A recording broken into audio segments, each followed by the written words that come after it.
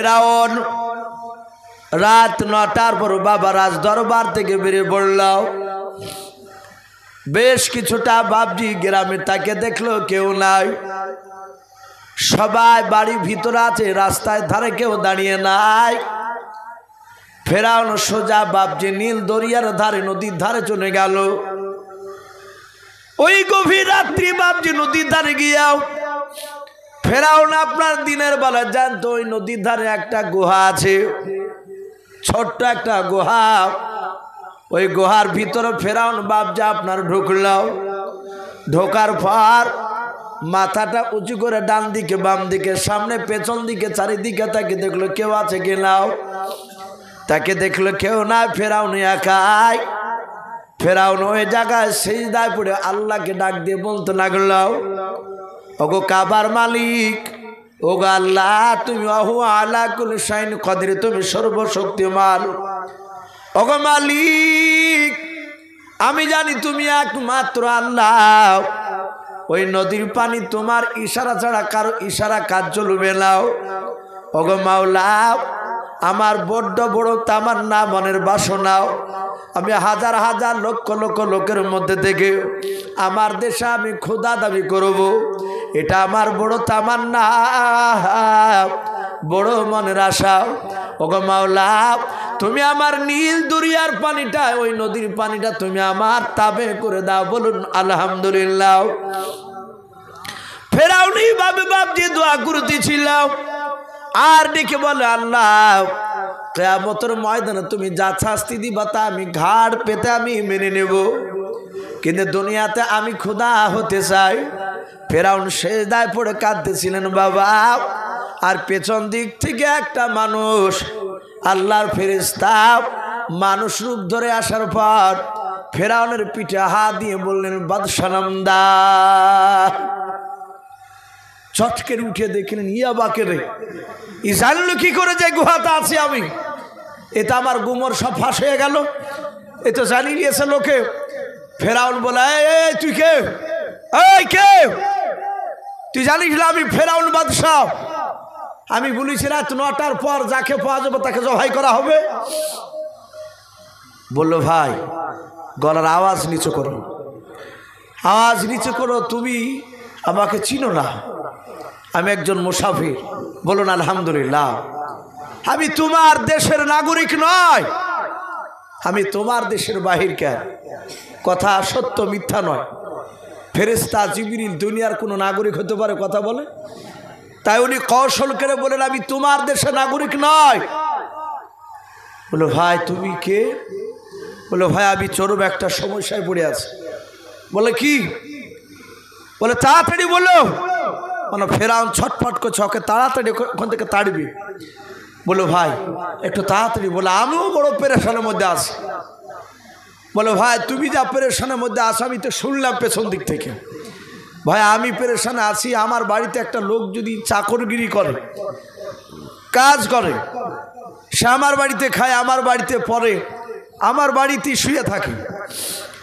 আবার আমি যাহা তোকে বলবো যে ভাই কাজ করো, আরও কাজ করে না। তাহলে ওই লোকটাকে কি করা যায় একটু বলেন তো ভাই?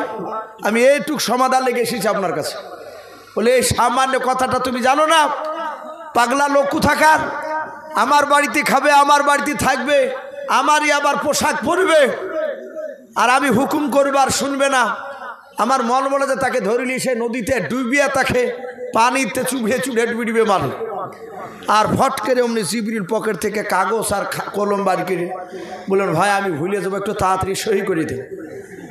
ফেরাউন কিন্তু শিক্ষিত ছিল, ফট করে বাবজি সে সহি করে দিল। সহি করে দিয়ে বললো, ভাই এ তোর হাত ধসি পা ধসি জানে গ্রামে জানে প্রকাশ করিস নি, বলিস নি যে আমি এখানে সেই দায় পড়ে আল্লাহর কাছে কাঁদছি। তা বলে না না আমি কাউকে বলবো না, কেউ জানে না, তুমি আর আমি আর আল্লাহ ছাড়া। ফেরাউন বলল ঠিক আছে। বাদশার কাছ থেকে বাবজি জিবরিল আলাইহিস সালাম অদৃশ্য হয়ে গেলেন। ফেরাউন সকালবেলায় বাবজি সে চিন্তা করতে পেরেছে যে হ্যাঁ আমার কথা চলবে নদীতে। বলে অসুবিধা নাই হামান, আমি রাজি আছি। তো কেতাবে লিখেছে ওই একটা নদীর পানিকে ফেরাউন বলেছিল যে শুকিয়ে যা, আর শুকিয়ে গিয়েছিল। আবার লোকেরা বললো পানি এনে দাও, আবার জাহাতে বললো পানি হয়ে যাও, মানে আগে তো রাতেই তো সব কথাবার্তা কয়ে এসেছে আল্লাহর সাথে। আবার বাপজি পানি দিয়ে ভরপুর হয়ে গেছে, জাহাতে হয়ে গেছে। লোকেরা বললে হ্যাঁ এবার তোমাকে মানা যাবে। বললো শোনো, আগামী কাল আসবো সেই বেটা মুসাকে নিয়ে। মুসা আলাইহিস সালামকে তার বিবি আসিয়াকে বলল, আসিয়া আমার বেটা মুসাকে ভালো করে পোশাক পরে দাও, সাজিয়ে দাও। সাজিয়ে দিয়েছে। মুসা নবীকে কোলে করে নিয়ে ফেরাউন বাপজি তার রাজ দরবারে বাপজি বসে আছে, হাজার হাজার লোক ক্ষুধা দাবি করবে ফেরাউন। মুসা নবী পয়গম্বর 2.5 থেকে 3 বছরের বাচ্চা, হামাগুড়ি দিছে। কেতাবে লিখেছে মুসার জামানায় বয়স মানুষ 200 থেকে 250 বছর পাতক। বলুন আলহামদুলিল্লাহ। 200-250 বছরের মোকাবেলায় 2-2.5 বছরের বাচ্চা মানে একেবারে ছোট। মুসা আলাইহিস সালাম আপনার কোলে আছে। কেতাবে লিখেছে ফেরাউনের মুখে দাড়ি থাকতো। আজ বর্তমান আমাদের বাপজি আপনার মানুষরা হয়তো দাড়িকে গুরুত্ব দিইনি। আগেকার বাদশারা তারা দাড়িকে কাটত না। আগেকার মনীষীরা বাপজি বহু মনীষী তারা দাড়ি কাটেনি, অমুসলিম। এই যে রবীন্দ্রনাথ ঠাকুর, আমরা পড়া না জানলেও ছবি দেখে চিনতে পারি যে এই রবীন্দ্রনাথ ঠাকুর, তার মুখে এই সব দাড়ি। আচ্ছা বলেন, ও একজন অমুসলিম, ও সব কাটার সময় পেয়েছে, সব কিছু করার, আর এই দাড়িটা কাটার ও সময় পায়নি? কথা বলে। তাহলে কাটেনি কেন? কাটেনি তারও কারণ রয়েছে। আমার বিশ্বনবী বলেছে দাড়ি এত একটা মূল্যবান, এটা তো সুন্নাত, এ তো দাড়ি রাখা ওয়াজিব। এটা মুসলমানদের বেটা ছেলের বাপজি এটা পরিচয়। পুরুষের বাপজি একটা সৌন্দর্য দাড়ি। মেয়ে ছেলে যতই চেষ্টা করো কত দাড়ি বাড়ায় না। এক আড্ডা দেখতে পাওয়া যায় 1000-2 একটা মেয়ে এই গালে টালে একটা আসিলে হলে 2-4টে হয়। গত পরশু বাপজি একটা মেয়ের স্বামী ফোন করছে আমাকে বলছে হুজুর বলতেও লজ্জা লাগছে। বলছে লজ্জা নাই তো ভাই বলুন। তো বললো হুজুর আমার বিবির এই নিচে দাড়ি আছে, আমি গলেছি 13টা দাড়ি, তো বেশ মোটা মোটা হয়, তা আমার বিবি কেটে ফেলে, আমিও কাটতে বলি, একটু বড় হলে খারাপ লাগে, তাই এটা কাটলে কি গুনাহ হবে? মশলা জিজ্ঞাসা করছে। তাহলে ভাই আর পৃথিবীতে কাউকে পালি না ভাই এই দাড়ি কাটার মশলা। যে ভাই আমার এই বিষয়ে আমারও জানা নাই। জানা না থাকলে তো বাপজি মিথ্যে করে বলে তো লাভ নেই। তাহলে হুজুর লজ্জাতে একটু বলতে পারি না, তা আপনার ওয়াজ খুব শুনি, আপনার কথা শুনে খুব আমাকে খুব কাছের মনে হয় আপনার, তা ভালো লাগে, তা আপনাকে সাহস করে জিজ্ঞাসা করছে হুজুর একটু আপনি কাউকে জিজ্ঞাসা করেন না। তো বলে ভাই 5 মিনিট দাঁড়াও, মুফতির অভাব নাই, সব তো পকেটে ভরা। এখন সাথে হাতে বাপজি মুফতি সাহেব বলে বেলনাগার একজন মুফতি রয়েছে, মুফতি আজমত সাহেব, বিখ্যাত মুফতি সাহেব, সুরুলিয়া মাসার বাদুর আলম সাহেব। আলোচনা করলাম, বলে বাবা কাটলে গোনা নেই, কারণ দাড়িটা মেয়েদের না পুরুষের, ওরা কেটে পরিষ্কার হতে পারে। তাহলে দাড়ি বাপজি 1000-2 একটা মেয়ের হয়তো 2-4টে তিল হলে 12 আড্ডা, তা সবারই না। কিন্তু পুরুষের দাড়ি বাপজি যতই চাছু ও বাইর করা বন্ধ করতে পারে না।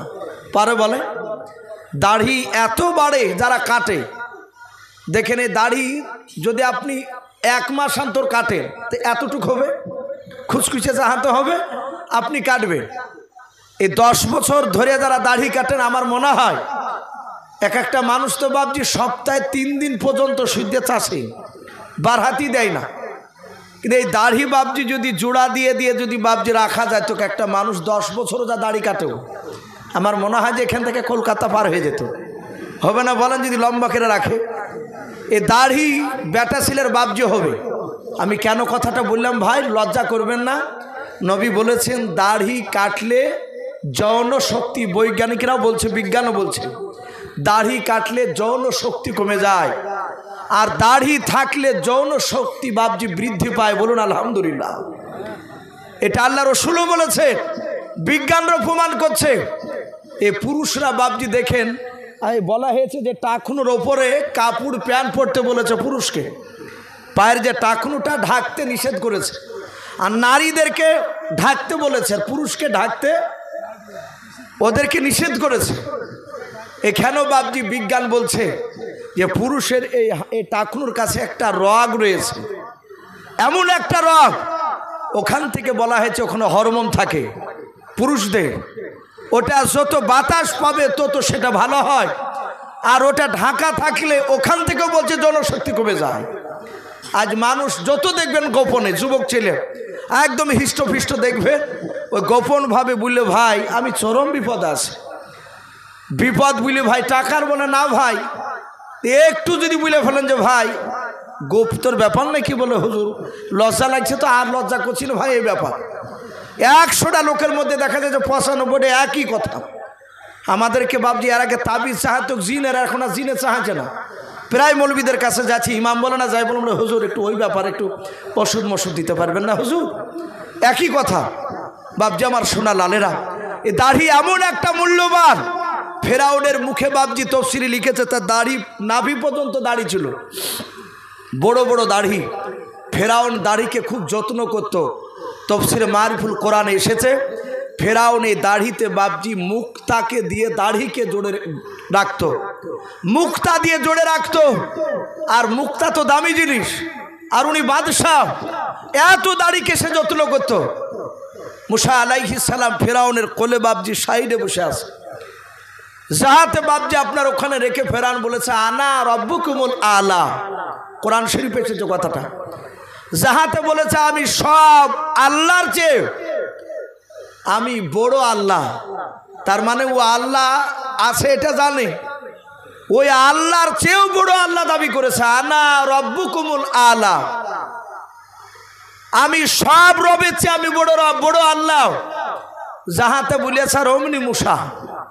এ তো আমরা নয় যে ইমামতি ছুটে যাবে হক কথা বলতে গেলে, তা যা বলছে বলুক, অসুবিধা না, 3কে যদি এসে যদি বলে 4 তো আমরা হু দিয়ে দিই, যদি ইমামতি ছুটে যায় তো নবী এরা তো ভয় করে না। সাথে হাতে মুসা নবী বাবজি যাহাতে দেখেছে যে খোদা দাবি করেছে, আর অমনি বাহা দিয়ে বাবজি দাড়িকে ধরে ঠাস করে চড় মুসা আলাইহিস সালাম, আর যাহাতে চড় মেরেছে তফসিরে লিখেছে বাবজি ফেরান ওখানে পপা করে ঘুরছিল।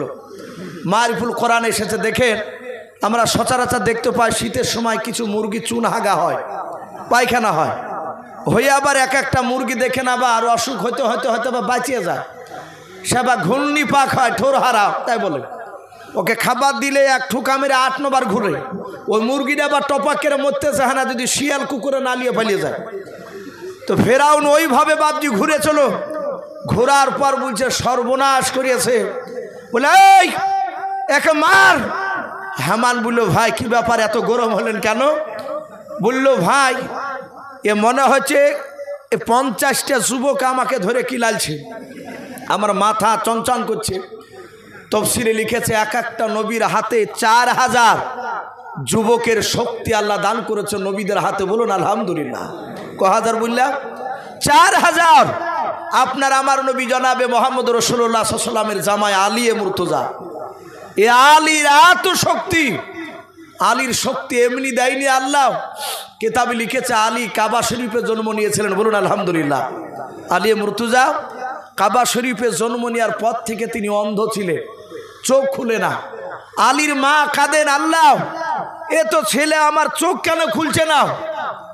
কিন্তু যেদিন বাবজি 1 নয় 2 নয় 5 দিনকার দিন যাহাতে বিশ্ব নবীর কাছে দোয়া নিতে আসলো, আলীকে যাহাতে নবী কোলে নিয়েছে, আর আলী চোখ খোলার পর সাথে হাতে রাসূলুল্লাহকে দেখেছেন, বলুন আলহামদুলিল্লাহ।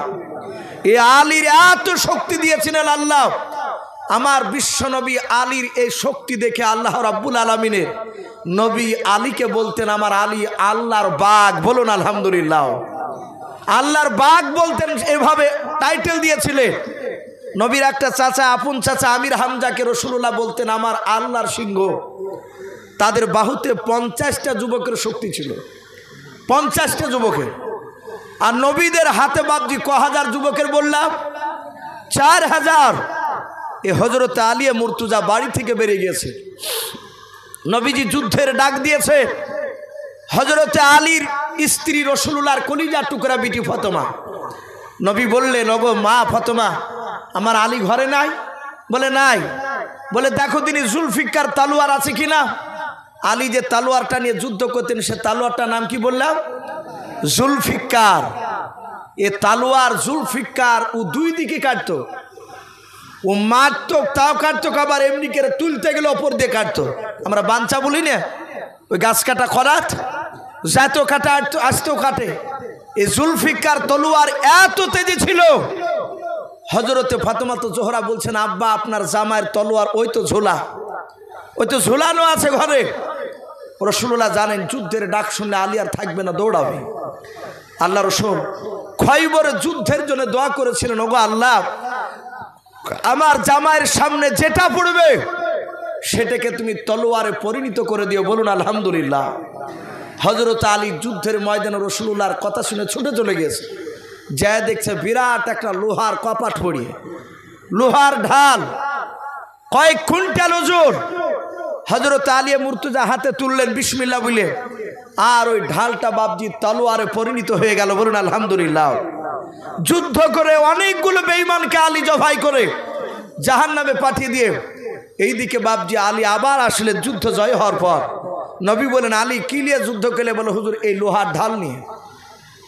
বলে মাটিতে রেখে দাও। মাটিতে রেখে দেয়া রাসূলুল্লাহ বলেন আলী এবার উঠাও ধরি। আলী আর ওই ঢাল আর উঠাতে পারছে না। রাসূলুল্লাহ মুচকি মুচকি হাসছেন আর বলছেন আলী এখন তোমার শ্বশুর মশায়ের দোয়া নাই। বলুন আলহামদুলিল্লাহ। সেই ঢাল রাসূলুল্লাহ দুই হাত দিয়ে তুলে দেখে দিলে। আল্লাহ বলছেন আমার বিশ্ব নবীদেরকে প্রতিটা নবীর হাতে আমি 4000 যুবকের শক্তি দিয়েছি। হযরতে বাপজি মুসা আলাইহিস সালাম মেরেছে নবীর মা। ফেরাউন বলল আমার মাথা যন্ত্রণা শুরু করেছে, আমি সহ্য করতে পারছি না। আর হামান বলছে ভাই এ তো আপনারই বাচ্চা, এ তো লোকে শুনলে লোকে পাগলা বলবে, আপনি থেমে যান, এ পাগলামো করেন না। ফেরাউন বলল হামান এ মার যদি তোমার যদি গালে পড়তো রে হামান, আমি তো কথা বলছি তোমার কথা বলা বন্ধ হয়ে যেত। ফেরাউন বলল ভাই এ বাচ্চা আমি প্রথমেই বলেছিলাম আমার বিবি আসিয়াকে, এই বাচ্চা প্রথম দিনে আমার দিকে টেরা করে চোখ করে আর চোখে আমার দিকে তাকে চলাও। এই ছেলে সেদিন আমার কথা শুনে নাই, শুনে নাও ও জল্লাদের এখনই নিয়ে এসে আমার ছেলেকে জবাই করে দাও, একে আজ থেকে আমের বেটা বলে দাবি করবো নাও। সঙ্গে সঙ্গে বাবা জল্লাদেরা তলোয়ার আনতে গেল মারবে। হযরতে আপনার আসিয়ার কাছে গিয়ে একটা বাবা প্রজা ছোটে গিয়ে বলেছিল রানী মা আপনার ছেলে মুসাকে আপনার স্বামী আর বেঁচে রাখবে না। হযরতে মুসা নবীর মা দৌড়ে চলে যাচ্ছেন, ওইদিকে বাপজি আপনার আসিয়া উনিও বাপজি দৌড়ে চলে যাচ্ছেন। আসিয়া বলল স্বামী আপনি ছেলেটাকে মারবেন না। বলে বিবি তুমি মাঝখানে বাধা দিতে শোনাও, আমি মাথার যন্ত্রণা সহ্য করতে পারি নাই। ওরে আমার বিবি এ ছেলে এমন মার মেরেছে, ছোট ছেলে নয়। ডাক দিয়ে বলে না গো প্রাণের স্বামী বাচ্চা ছেলে আপনাকে আদর করে মারিয়াছে। অনেকে মারে, আমাদের ছেলের একা সময় দেখেন পটাম করে এমনভাবে চড় মারে, রাগ হয়, কিন্তু আবার ছেলের দিকে তাকে ভাবি যে ব্যাটা কিছু বুঝে না আর মারিনি। এরকম অনেক ক্ষেত্রেই দেখা যায়, হয়তো মারতে গেছে এখানে একবারে এই জায়গায় লেগেছে, আর এই মুখে মারতে না, ও বাচ্চা তো বুঝে না। আসিয়া বলল এ তো বাচ্চা ছেলে মেরেছে। বলে বিবি আদরের মাল নাই, এই জানিয়ে শুনে মেরেছে। বলে যদি জানিয়ে শুনে যদি মারে তাহলে একটু পরীক্ষা করে। বলে পরীক্ষা কি? আসিয়া জানছেন যে ঠিকই করেছে, এই তো শুনে না, কিন্তু এটা তার বলছে না। তো বললো কি করবা? বলে এই বাচ্চা ছেলে তাই অবুঝ, প্রমাণ করবা কি করে? বলে আগুন আর মিষ্টি জিনিস দেন, যদি আগুনে যদি হা দেয় তাহলে জানতে হবে ছেলে অবুঝ, বুঝে না, আপনাকে চড় মেরেছে। আর যদি মিষ্টিতে যদি হা দেয় তাহলে জানতে হবে আপনাকে জানিয়ে শুনি চাপালছে। বলে কথা ঠিক। বলে আগুনে হা দিলে আমি ছেড়ে দেব, আর মিষ্টি জিনিসে হা দিলে আমি তাকে জবাই করে দেব। মুসা নবীর মা কাঁদছেন, ওগো মালিক তুমি তো আহু আলা কুল শাইন কদে, তুমি যখন ফেরাউনের দরবারে মানুষ করছো আমার ছেলেকে, আল্লাহ তুমি এই পরীক্ষা থেকে বাঁচিয়ে নে, বলুন আল্লাহুম্মা আমিন। দোয়া করছে মুসা নবীর মা, আর মার দোয়া তো আল্লাহ কবুল করবেনি। আসিয়া দোয়া করছে, আল্লাহ আমি জানি আমার স্বামীকে তোমার নবী মেরেছে, কিন্তু এত বড় বেয়াদব শয়তান আমার স্বামী, আমি চাই এই মারে হয় না, আরো বড় মার লাগবে, আর কিন্তু এই পরীক্ষা থেকে তুমি বাঁচাও। যাহাতে বাপজি হাজার হাজার লক্ষ লক্ষ লোক বাপজি জমাতে হয়েছে, বাদশার বেটার পরীক্ষা। মুসা নবীকে ছেড়ে দিয়েছেন বাবা। ফেরাউন বলল, জল্লাদ তোমরা তো লোহার খানা নিয়ে রেডি হয়ে দাঁড়িয়ে যাও। আগুনে না মিষ্টিতে হাত দিলাম নি, খেঁচা কেড়ে মেরে দেবাও, একবারও যেন কথা যেন বলতে না হয়। জল্লাদেরা তলোয়ার নিয়ে দাঁড়িয়ে আছে। মুসা নবীকে রাজ দরবারে ছেড়ে দিয়েছে, আগুনের কুণ্ড রেখেছে একদিকে, আর একদিকে বাপজি মিষ্টাই দ্বিতীয় বাপজি জিনিস রেখেছে মিষ্টি জাতীয়। হযরত মুসা হামাগুড়ি দিতে দিতে দিতে দিতে একবারে বাপজি আপনার মিষ্টির দিকে হাতটা নিয়ে যাচ্ছে, ডান হাত খানাও। ফেরাউন বলে, বিবি আসিয়া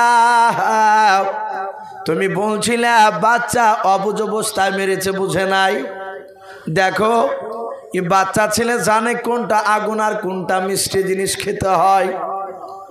যাহাতে হাত দিতে যাবে, আর ওই সময় আল্লাহ ডেকে বলেন, জিবরিল যাও আমার মুসা নবীর হাত খানাও, ডান হাতটা বাম হাত, ডান হাতটা আগুনের দিকে নিয়ে যাও, মিষ্টির দিক থেকে নিয়ে যাও, আগুনটা তুলে মুসা নবীর মুখে ভরে দাও।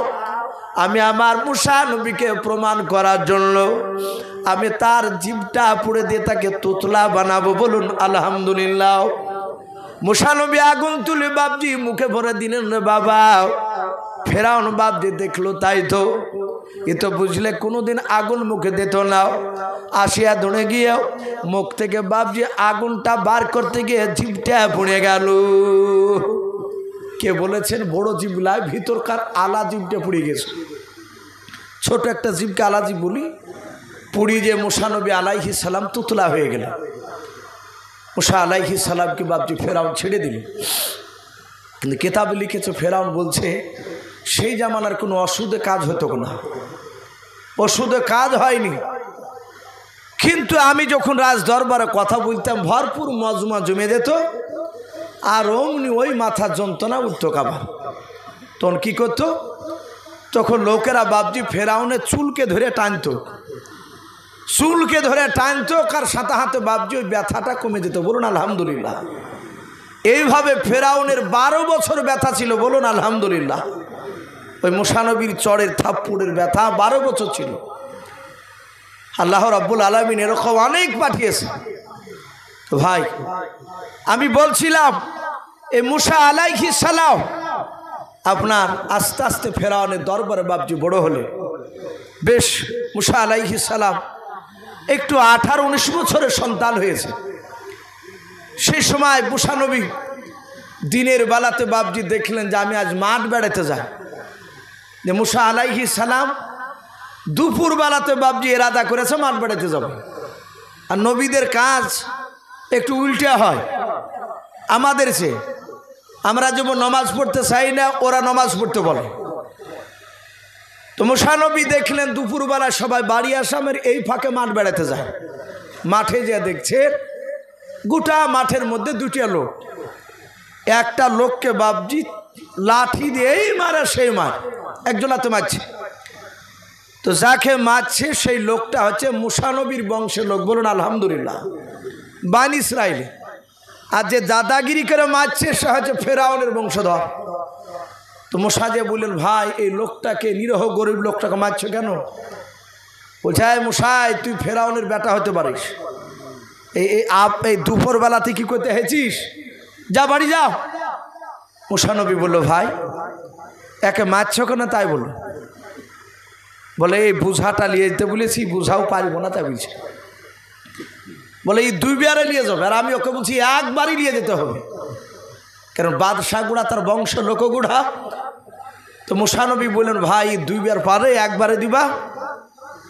বলে এই মুসাই, ওকে একবারই নিয়ে যেতে হবে, আমি এক কথার মালিক।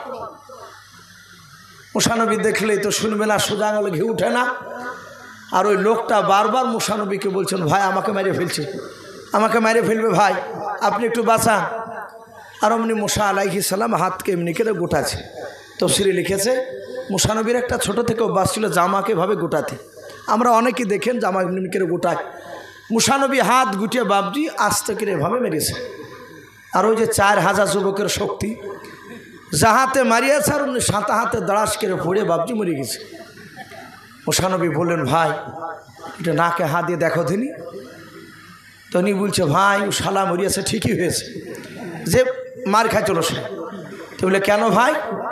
বলে, তুমি না আসলে আমাকে তো মারিয়ে ফেলতো। বলে, ঠিকই হয়েছে, বেয়াদব মরিয়েছে।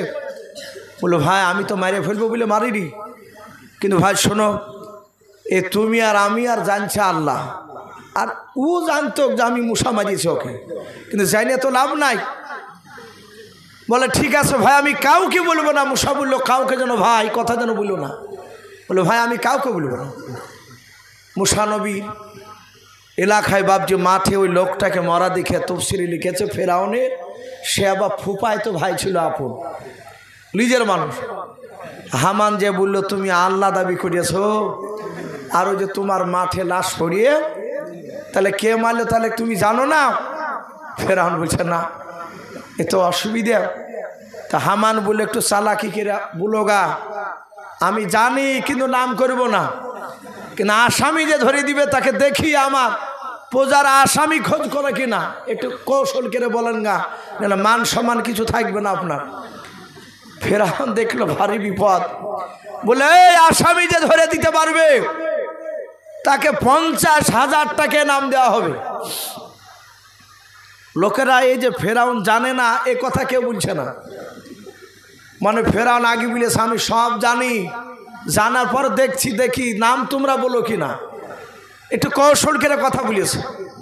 আর ফেরাউনের গোটা রাত দিন ঘুম হয় না, যে শালার আল্লাহ দাবি করেছে আমার দেশে আমার ফুফাতো ভাইকে মেরে ফেলাচ্ছে, এ তো ভারী ব্যাপার, বিপদে। সাথে হাতে বাপটি তার পরের দিন মুসানবী আবার গিয়েছে মাঠে যাওয়ার পর দেখছে ওই লোকটাকে, যে লোকটাকে বাঁচাল ছিল তার আগাদি, ওই লোকটাকে দেখছে বাপজি আর একটা লোকে ধরে মারছে। আর যে মারছিল গতকালকে সে তো আর বেঁচে নাই। তো মুসানবী কাছে যে মুখের দিকে তাকে বলছে, ভাই তুমি সেই লাই? তাই বলে সকে ও তো জানছে যে আমাকে কি বলতেছে হয়তো মুসাতা। মুসানবী বলছেন, ভাই তুমি গতকালকে সেই লাই? তো বলছে, হ্যাঁ ভাই। তো মুসানবী পয়গম্বর এভাবে বাপজি হাত গোটাচ্ছেন আর বলছেন, ভাই এই তোমাকে রোজ রোজ মারে ব্যাপারটা কি? যাহাতে বাপজি আই বলেছে। আর অমনি ওই লোকটা বলছে, মুসা তুমি গতকালকে হাত গুটিয়ে ওই লোকটাকে মারিয়ে ফেলাইছো, ফেরাউনের ফুফাতো ভাইকে, আজ তুমি আমাকে মারবা নাকি? তুমি মারিয়ে দেখো। একবার সে পিক আপ নিয়ে ফেলাইছো। মুসা আলাইহিস সালাম যাহাতে বাপজি ওকে তো ওইভাবে কথা বলতে জানি, যে মাছ ছিল বলে, কি বললি? বলে, গতকালকে তাহলে মুসাই মারিয়েছে আসামি, এই আসামি। আরে বেটা তুমি ওর বাড়িতে যে ঘুমাইছো, আর ফেরাউন জানতে পারিনি 50,000 টাকা বাবা বিনাম করতে পারলি। অমনি লাঠিকে ফেলে দেই দৌড় ফেরাউনের দরবার।